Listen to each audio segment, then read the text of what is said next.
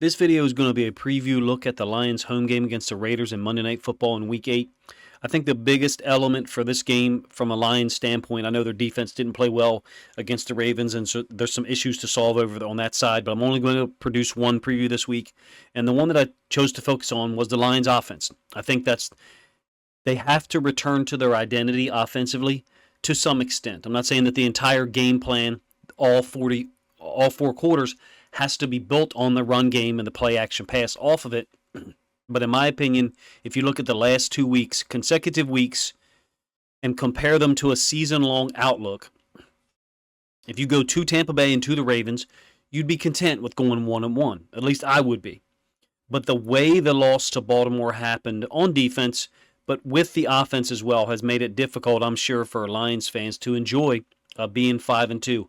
I'll digress here for a moment with the record and a discussion about that.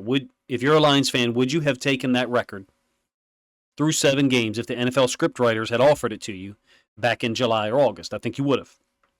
Let's do it another way.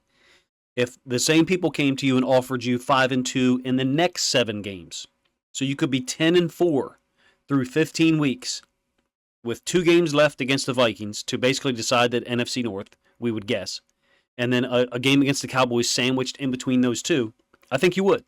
At least I would. While the defense is a big concern, and I think they have some issues over there, particularly with injuries. I mean, really, missing the talent that has been out for an extended period of time on the defensive side of the ball, I thought really hamstrung the Lions when they came to Baltimore last week. We're going to take a look at the offense in this video and examine at least 3 elements that I think can determine if the Lions come out of this Monday Night Football game at 6-2 with a home win and entering the bye, or what I think would be a extremely disappointing development if they are somehow drop this game to the Raiders and go 5-3. The first aspect that we'll focus on in terms of the film is the run game, or really the lack thereof in the last 2 weeks. Now, you guys know that I think that the Bucs defense was fantastic, and of course I'm a Ravens fan, and so I think their defense is playing lights out, played really their best game of the year against the Lions last week. The loss of David Montgomery in these last 2 weeks, I think, has had an impact. He was there for part of the Tampa Bay game. But there seems to be more to it than that, to be honest with you. I don't think it's that simple, just David Montgomery being out. There's some plays that had been successfully blocked during the year that just have not been blocked well at all in week 6 and 7. This is an important game, if you ask me. For the Lions are good enough, if you ask me, to have 10 wins going into those last 3 games without a doubt. But you can't waste opportunities like this against the Raiders. No disrespect to the Raiders, but I think the Lions offensively and defensively have more talent overall, even though I think the Raiders' pass defense is pretty damn good. The schedule the rest of the way does not include road games against the Chiefs and the Ravens and the Bucs, and then a home game against Seattle, which is, clearly at this point a difficult proposition for this Lions team. I think Ben Johnson's job this week is to get the run game on track, and to do that for the reason of maximizing scoring opportunities and opening up those complementary plays that build off of them. Goff did throw for 340 and 2 touchdowns against the Bucs, but I think the best path for getting a win against the Raiders is a balanced offense that opens up the play action pass game for Goff and all the talented wide receivers and tight ends that he's got to throw to. I think the Raiders' pass defense has some exceptional stuff that they do. My suggestion would be for the Lions to focus on the run game initially and try to get that on track to put this Raiders defense on the back foot, if you will. All right, let's get into some of the film, and we're going to talk about what the run game has been unable to do the last 2 weeks against the Bucs and the Ravens. Against the Bucs, week 6 on the road, 22 carries, 40 yards. It kind of hasn't mattered what personnel group the Lions have been in, 12 personnel, 11 personnel, gap schemes, zone schemes. It hasn't been as successful. It just hasn't. And it predated Montgomery going out, if you ask me. It wasn't like they were running the ball spectacularly. Montgomery goes out, and then the situation changed drastically. In my opinion, it's been somewhat consistent, whether Montgomery has been available or not the last 2 weeks. Certainly generated more yards against the Ravens in week 7. 14 carries, 84 yards. but that includes a 21-yarder by Jahmyr Gibbs when the score was 21-0. I watched that game, and I am generally impartial. I think you guys Lions fans, let me know if you listen this long. First of all, thank you. Second of all, let me know if if you don't think I'm impartial. I thought the Ravens did a pretty damn good job slowing down the run game up to that point where it's 28-0 or 35-0. I did think there was two possessions that were huge. The last possession of the second quarter and the first possession of the third quarter. And I said it in my reaction video, if the Lions are able to go get a score in one or both of those situations, game is drastically different from the standpoint of final score and from the standpoint of competitiveness from mid-third quarter on. In my opinion, a lot of this stuff it's possible that it's predictability. And so this is one example I'm going to show you. This is what I call Jumbo 13. And I got no problem with utilizing this personnel group. I just wonder against some of the higher level defenses like the Bucs and the Ravens, in recent weeks anyway, if you cannot tip your hand this way. I saw him do this against, and I'm a fan of it, I saw him do this against, I think, the Packers and then go play action. But I don't know if you can be this predictable against the really good defenses that have really smart linebackers, defensive linemen that are aware of your personnel tendency and will take advantage of it in terms of stunting the gap, swimming inside, like you see. I think it's Hall here doing the big D tackle that's a second-year pro. All told, the last 2 weeks, 36 carries, 124 yards. Regardless of scheme, regardless of personnel group, in my opinion, Ben Johnson's got to create more opportunities for the run game. And in my opinion, that means getting Jahmyr Gibbs the ball more early on. I thought he showed the capability that he has in two of the drives in the second half. I know the score differential is large at that point, so some people would discount it. To me, Jahmyr Gibbs, if David Montgomery is out, has got to be a huge part of the game plan. Getting him the football, getting him opportunities to get out in space, particularly to the boundary, whether it's out of the shotgun, whether it's under center, outside zone stuff. I know they don't run the outside zone as much with Gibbs on the field. I think they should. Because the guy, at least for my money, has shown that when he's got a seam to hit downhill, he will hit it, and he'll hit it hard wherever the offensive line dictates in terms of the blocking. Early in the season, I feel like the run game was working more consistently. I felt like combo blocks weren't leaving too soon. I didn't necessarily talk about it and break it down here, but I feel like there's times in the last 2 weeks where O-linemen have been comboing up, and the moment they leave that combo, that D-tackle they were helping out with wins now that they're only dealing with one player. And that's a simplistic way of explaining. I don't think they're staying on their combo blocks long enough. I wonder about some duo schemes where basically Ben Johnson alleviates those guys from wanting to work up at all or being given the responsibility or task to work up at all. Just let them double team the guy, let the running back, in this case Gibbs, pick his hole and force the linebacker to fit there in the correct spot at the correct time. Some of the ways that I think Gibbs should be utilized more in some of the run concepts is the same exact stuff that David Montgomery was used on. I don't think there should be different calls depending on which back is in the game, because this is my experience covering NFL offenses.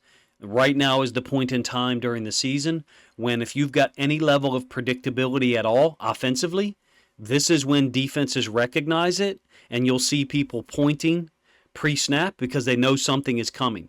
Now, that's not the case in some of these plays I'm showing you. I'm showing you Jahmyr Gibbs run plays that I think illustrate that he can be used on any concept, downhill, outside, off tackle, pass game, whatever. I think the guy should get 16, 18, 20 touches in Monday's game against the Raiders if he's healthy and he's available for the whole game. I think he's capable of giving you 100, 120 yards and being that engine that David Montgomery clearly was. I think it's an excuse to say that David Montgomery is out and our run calls have to change. Ben Johnson's better than that. The entire offensive staff for Detroit is better than that. I think that's an excuse, regardless of who it is that's putting that out there and saying it. This is one of my favorite plays. I'll show two iterations of it. I call it same side down. It's a delay to the tailback into the boundary, and the other iteration of it that you'll see is also into the boundary. You're allowing typically the center and left guard or center and boundary side guard to pull. And here you can see 60 and 77 are getting out there, pinning down to the boundary. Motion is kind of like eye candy, letting those pulling linemen get out on people, in this case a DB and an inside linebacker, and then Gibbs negotiate his way for a 9-yard gain. One of my favorite run plays. I'd like to see it used more often. This one was cool as well. I know it's 6 possession, and some people would discount it as it's not a non-competitive situation. I disagree. 12 personnel, so you got 2 tight ends in the game. A little bit of a mix-up, if you ask me, between who's going to block the edge defender between Brock Wright and Sam Laporta. It involves this kind of off the midline step by the fullback. In this case, it's Laporta serving as the fullback, which just shows you how versatile the dude is. And then jaying back. So basically, he's getting out of Goff's way by getting off the midline. And then jaying back to the play side. Brock Wright is not sure what to do with the edge defender. I think Wright's supposed to work up to the nickel or the first guy that shows up. In this case, it's a downhill run by Gibbs. Makes Kyle Hamilton miss, which hasn't happened a lot in 2023 so far. He's been very sure tackler for an 8-yard gain. That's an illustration, if you ask me, of what can be done with Gibbs on outside run concepts, downhill off-tackle run concepts. Here's the same side down play again. I'm sorry. My apologies. This is outside zone stretch, what they utilize with Montgomery often.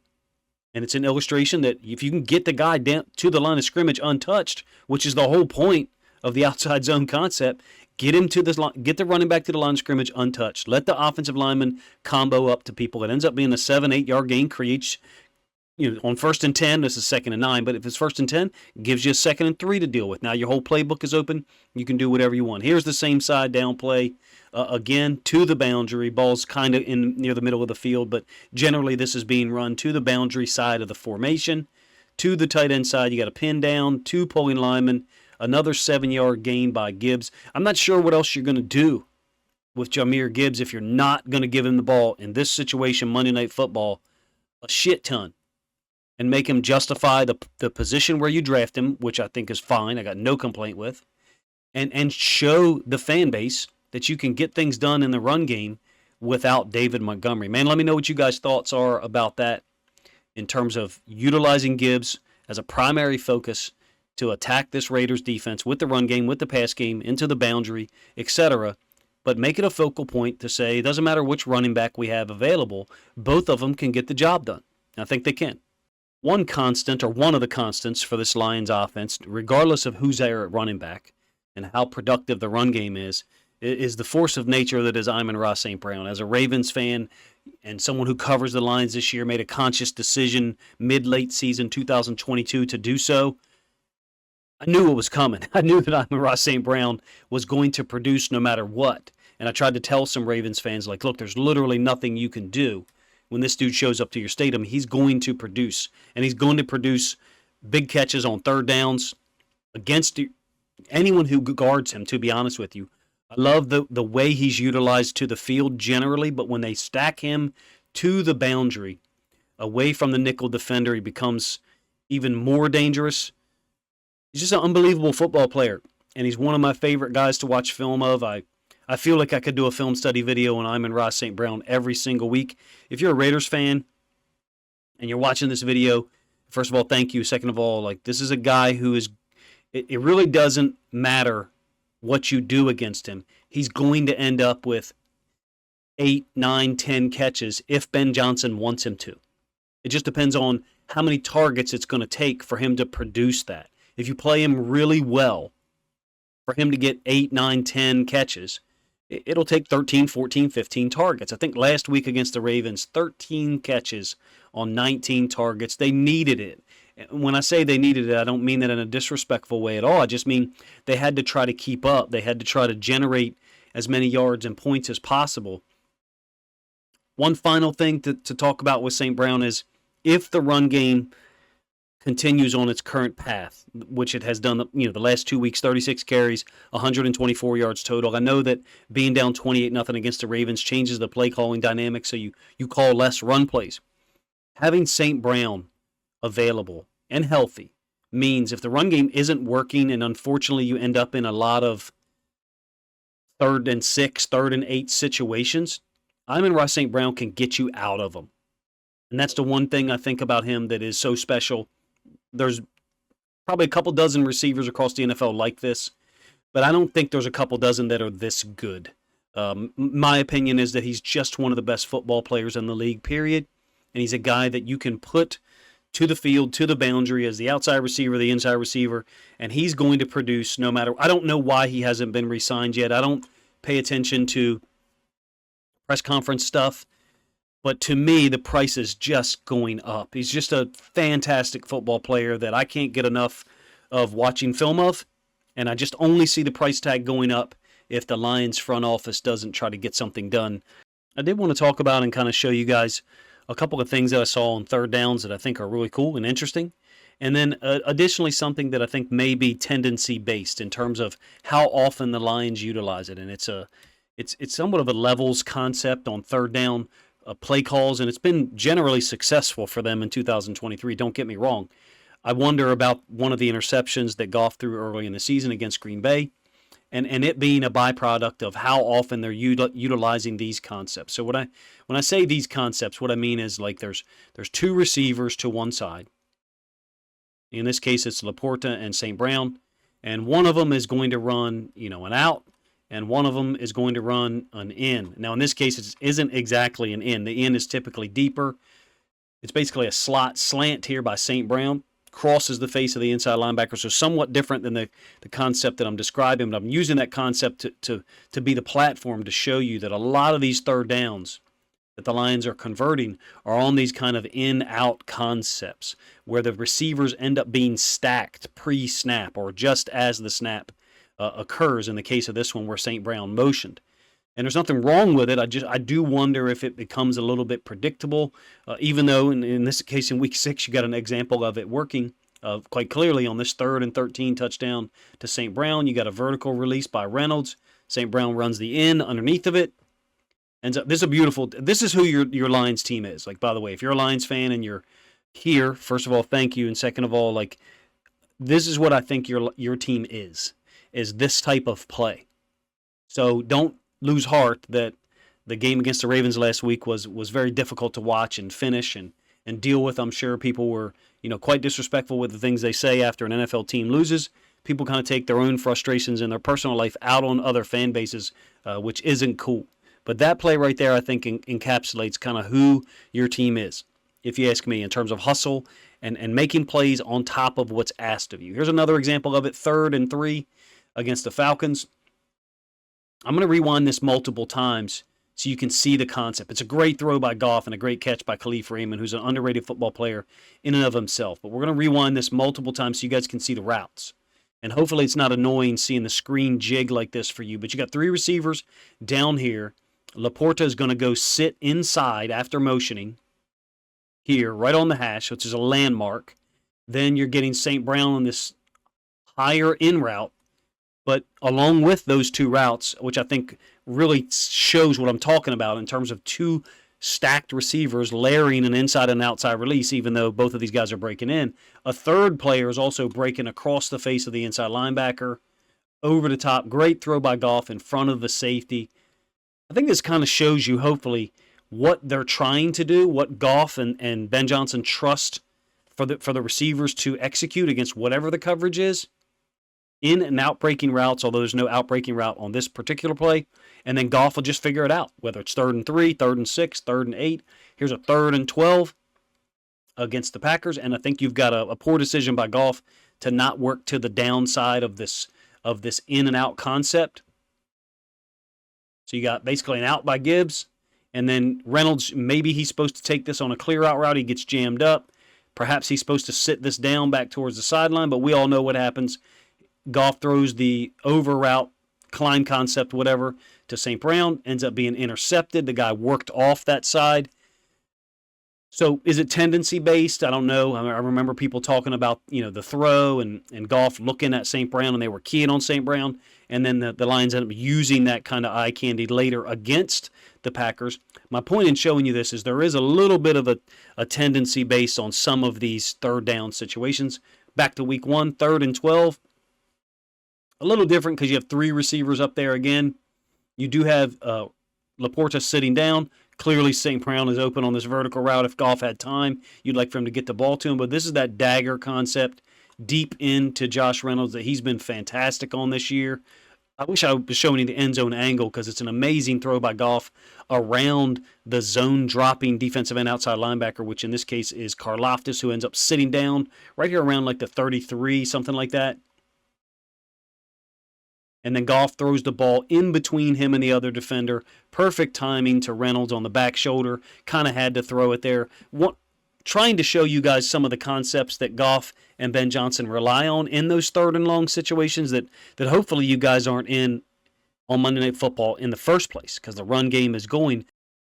All right, the last thing I want to do in this preview video, I know it's supposed to be specific to the Raiders, but I like to talk about formations and try to give people information. If you have a background in football terminology, then you don't need this, so you can stop listening now. But if you need some terminology, some information provided to you, I'll try to do that. I try to do that every week for Ravens fans, so I'll try to do that for Lions fans as well. A little bit late with some of this content, but we're going to talk about ace formation.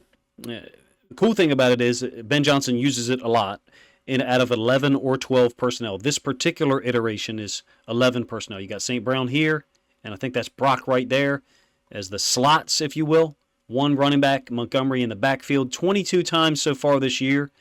I have in our database Ben Johnson using ace formation. I think I still have about 4 possessions to label, so there's probably more iterations of it. But run-pass breakdown is 15 runs and 7 pass. Well, why do I bring this to your attention? I think these are the types of situations that Ben Johnson's got to get into on Monday night and use the run to set up the pass. This one's 12 personnel, so it's Montgomery's touchdown run against the Packers. Left side, basically a double. Everyone's using this concept at this point. It's a double on the edge defender by both tight ends. The only guy that touches Montgomery is the backside of his own offensive lineman. We'll show you the end zone angle of this one. I think I talked about this one in a video a couple of weeks ago. But that's the edge defender that's basically being comboed or doubled. It's kind of unfair. It's a late combo, meaning Laporta is engaging him initially. That edge defender is dealing with that block the way the edge defenders have dealt with base blocks out on the edge for decades. And then he's getting a late double team, which just knocks him off his track completely. It's a very difficult task for those edge defenders to be comboed late in the progression, late in the timing. And I think that's one of the situations that illustrates how Ben Johnson and this team can set a physical tone against the Raiders. Is basically, it's borderline unfair situation. I'm not saying it's illegal, but it's borderline unfair for that edge defender to have to deal with 2 people and that late combo. F counter out of 13 personnel. There's a little bit of a different variation with this, and I do have a complaint here, to be honest with you. When I have seen this 13 personnel iteration of ace formation, it almost always includes Green as the X receiver. I'd like to see some play action stuff to him and or Jamison Williams as the X. If you're going to be 15 runs, 7 pass, give me a couple of play actions out of this that are deeper concepts to some of those guys, Green, Jamison Williams, whoever, that kind of puts the defense on the defensive a little bit, if you will, in terms of having to deal with throws down the field. This is a beautiful ball against Green Bay. There's a lot of ace in this game, and I think this game can be used as a blueprint for how the Lions should attack the Raiders on Monday night. 3-step to Josh Reynolds, one of the best throws and catches that I've seen this year. Beautiful stuff. Josh Reynolds is one of my favorite underrated football players. I think the way he's playing this year is brilliant, and this play just shows how much Goff trusts him and the catch radius that Josh Reynolds has. So you can use the pass game to attack out of these situations, particularly if you are that run, that you have that tendency towards the run out of those formations, and let the defense adjust to it and then exploit them. One of my favorite plays, this will be the next last play we show. Unfortunately, this is the one where Montgomery gets hurt. I feel bad showing it, but it's such a cool concept that they use because it shows the defense this same motion by one of the tight ends. Gives them some eye candy to that side. The play action fake by necessity goes in the opposite direction, which is where the actual run fake being legitimate stops. But you come back to the screen to Montgomery. I love this play. Ran something like this against Green Bay as well. Like I said, unfortunately, Montgomery gets hurt on this play, so my apologies. Lions fans, you have to sit and watch it. Hopefully he'll be back soon. It's a great play call to the boundary, getting these offensive linemen out, letting them attack. Letting them attack people out in space and not just sit and pass pro on 3rd and 6 where the defensive line kind of has an advantage because you don't know what stunt they're going to run. Last one, another 12 personnel iteration of Ace, a dig route to St. Brown, 24 yards. Actually showed this one to you guys earlier in the St. Brown segment. This is kind of how I do previews, and at this point we've done multiple previews like this for Ravens fans and Lions fans. I'd appreciate any feedback that you guys have. I tried to show you some things that I think the teams can do against the upcoming opponent, in this case the Raiders on Monday night. And in some cases, surely I'm wrong, but I actually enjoy that. I enjoy the opening myself up to being wrong, and also in some cases being right. It's not really about being right, it's just about doing my homework as best I can, and doing that for Ravens film content and Lions film content has been a challenge, and that was the design. I want to come clean about that it was my intention to challenge myself in my own understanding about the game and try to bring it to people in an entertaining way, or somewhat entertaining way, that gave you information that you could hopefully help you watch the game in a more enjoyable manner, or maybe a more precise or efficient manner, because you have some information like the ace formation that I just showed you. When you see that in Monday Night Football, you can expect run, or you can expect play action pass.